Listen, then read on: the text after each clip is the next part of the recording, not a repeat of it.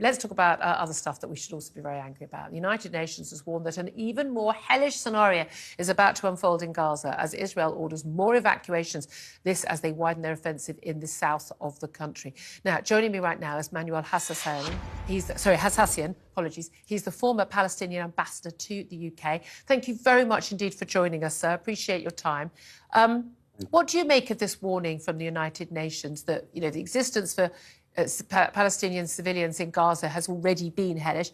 More than 1 million forced to move from their homes in the north, now in the south, many without power, adequate food and fresh water supplies, being told no move here, no move there by the Israeli authorities without really any planning and often not even any fuel for their vehicles if they've got one.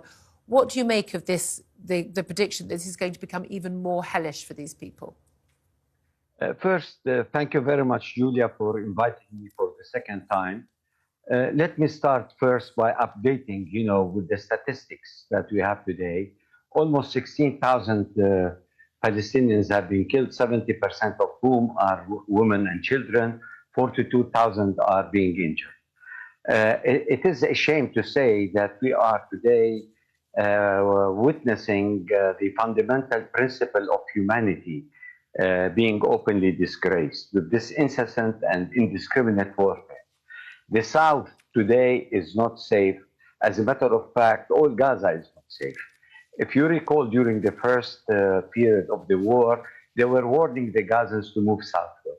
Now they are now trying to intensify their bombardment also in the south under the pretext that they are following to chase Yahya Sinwar, who is the leader of Hamas, with his entourage, with the information that he is being hiding in the south and what have you. These are all pretexts, that justifies the continuous bombardment of Palestinians. Hold on a minute, Manuel. Doesn't the idea that one of the Hamas leaders being, they're trying to target him? I mean, I would say that was a rather legitimate target. You say this indiscriminate bombing. It's not indiscriminate bombing. It is an awful, awful tragedy that civilians die in wars. They die in all wars. They died in the Second World War when we bombed, the Germans and they bombed us. That's what happens. But Israel, more than any other country, including, by the way, the British military, carries out more targeted bombing, more warnings in advance to people about where they're going to be bombing, leafleting, text messaging, calling people to say you need to leave this building. The reason why civilians are dying is because Hamas has been using them as human shields. Hamas has chosen to put its command and control and its military sites within schools, mosques, under hospitals, within residential buildings. They've told sometimes, in the cases, Palestinian civilians not to leave, barring them from leaving. I mean, why are you blaming Israel when Hamas has gone against all of the rules of warfare by putting their military sites and their command centres and in residential areas? There goes the same argument that you have been putting all the time. This polemic. This is not. Is it not true? Is it true or is it not true? Listen, Julia. The question that you have to ask is: are they targeting tunnels where Hamas are found, or they are just targeting buildings indiscriminately under the pretext that they are chasing Hamas leaders? Where is the sense of rationality here? You're saying that it's not true. About human I just want to clarify. You're saying it's simply not true that they're giving those warnings. It's simply not true that Hamas has actually got military sites, underneath, in schools, in mosques. It's not true. What are these warnings are doing? They are bombing people, whether they're giving them warnings or not. People are moving from one side to another and they are being bombed.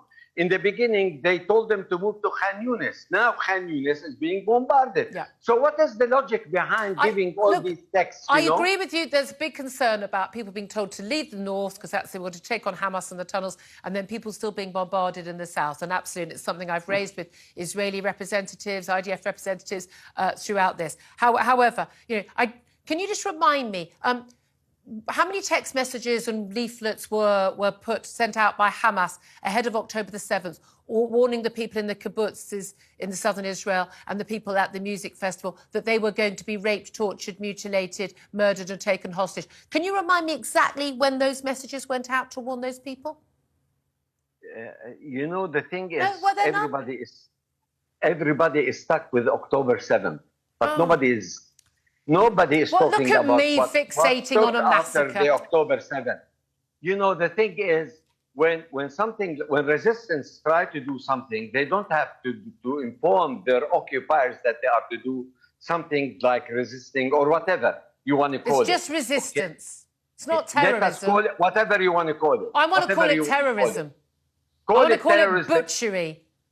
I call also Israel's state terrorism as butchery. You don't have to only side with one side and neglect the other, because the repercussions of what Israel has been doing is 100 times more than what Hamas has done. So don't put both of them on equal footing.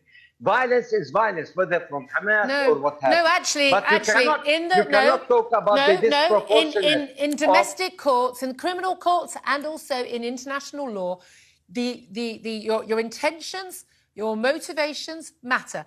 Deliberately targeting civilians, specifically civilians, butchering, raping, murdering, taking hostage, is a war crime. Targeting military facilities, warning people, and civilians, innocent civilians getting killed in that is not a war crime. This is the thing. You seem to think that what happened on October the 7th was justified. Correct me if I'm wrong. You seem to think the appearance you're giving is that that was justified because of Israeli occupation, all of the things that Israel's done. But somehow Israel's response isn't justified. So tell me what you are saying then. No. You see, you make a big mistake when you say 260,000 apartment buildings have been bombarded as military targets. How do you prove in the 260,000 buildings that have been destroyed with church, mosques, and what have you, that there are Hamas terrorists being there? How could Israel justify that? And you don't call that state terrorism. You call what Hamas has done is terrorism. No, it's war. Where is the fairness in this? Where is the fairness in this? No, I don't think any of it's fair. I think it's warfare. Do you believe that Israel has a right to exist?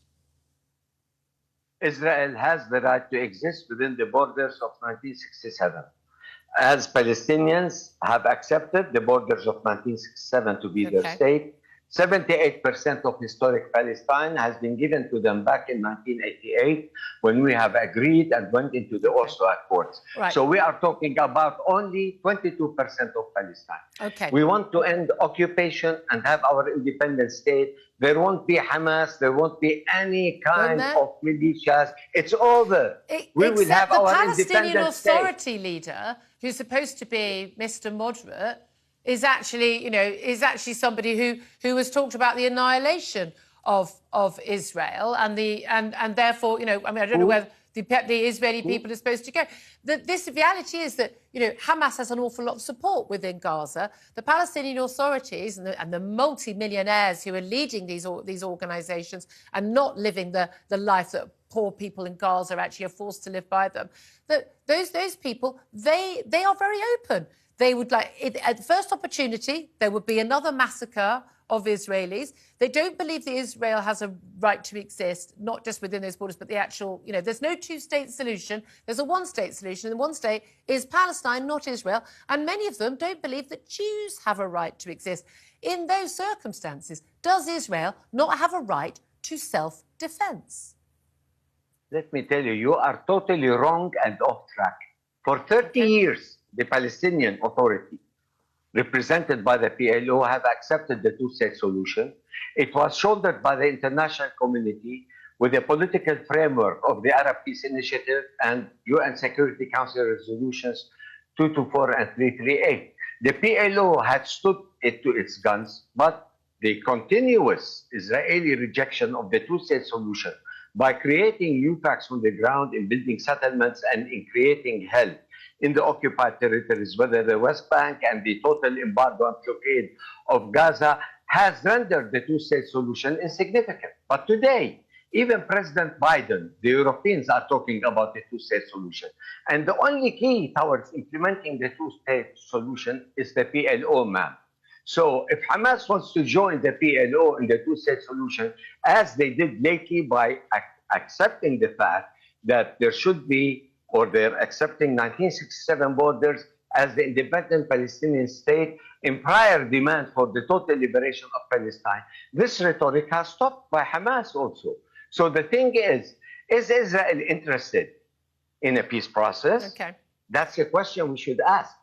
Can I just ask you just finally, briefly, if you would, sir, what sort of self-defence, given there seems to be a justification that, well, because of all the things Israel's done to the Palestinian people, it's understandable at the very least, not even justifiable for them, Hamas, to carry out this horrific massacre of innocent men, women and children and take hostages. So what do you think is a justifiable level of violence, retribution, self-defence, whatever you want to call it, for Israel to use against Hamas?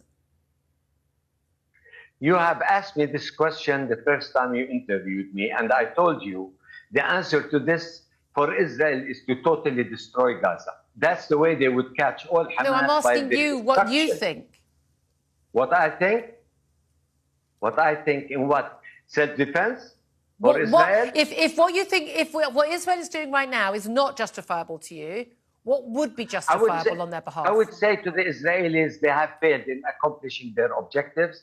And I think they went beyond what they expected, you know, in the destruction of Gaza. This is the time for Israel to save its face and to stop this heinous crimes against the Palestinians.